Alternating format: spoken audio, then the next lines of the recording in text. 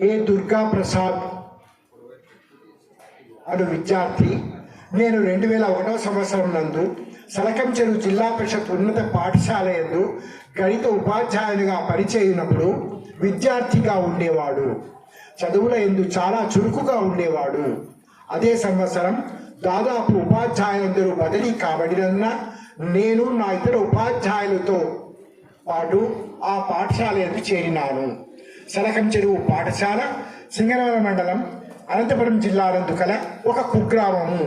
అతడికి వచ్చు విద్యార్థుల తల్లిదండ్రుల ఆర్థిక పరిస్థితి కూడా అంతంత మాత్రంగానే ఉండేది.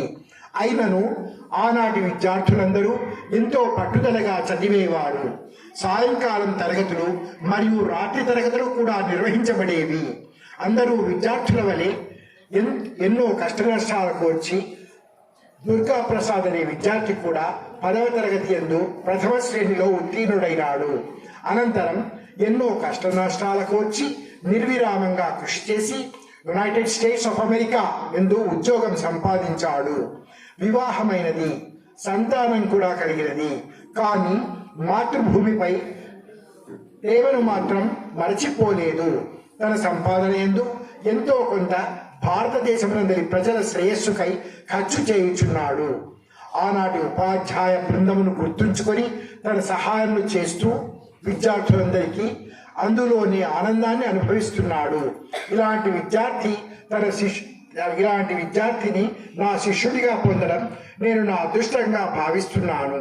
అతని పోరాట పటిమ మన విద్యార్థులందరకు స్ఫూర్తిదాయకం కావాలని నా ఆశ. నేను ఏ ఉన్నత పాఠశాలలో పనిచేసినా ఆ ఉన్నత పాఠశాలను నాదిగా భావించి సహకారం అందించాను. కానీ ఆ విద్యార్థి మా ఉపాధ్యాయులు ఏ పాఠశాల ఎందుకు పనిచేసినా తన దేశ ప్రజానీకానికి సేవ చేస్తున్నట్టుగా భావించి సేవ చేస్తున్నాడు. మన పాఠశాల యందు 26/1/2026వ సంవత్సరం నాడు జరిగిన గణతంత్ర దినోత్సవం సందర్భంగా విద్యార్థులందరకు బహుమతులు అందించడానికి గాను 2000 రూపాయలు మరియు మిఠాయి కేసరీబాగ్ పంపిణీ చేయుటకు 1500 రూపాయలు కలిసి మొత్తం 3500 రూపాయలు వితరణ చేయడం జరిగింది. దేశం నాకేమిచ్చింది అని ఆలోచించడం కన్నా విద్యార్థులు, పౌరులు దేశానికి నేనేమిచ్చాను అని ఆలోచించడం నేర్చుకోవాలి.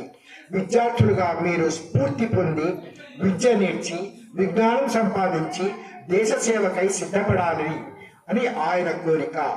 ఇందుకు మా పాఠశాల విద్యార్థులు, సిబ్బంది అందరి తరఫున ధన్యవాదాలు తెలియజేసుకుంటున్నాను. జై హింద్.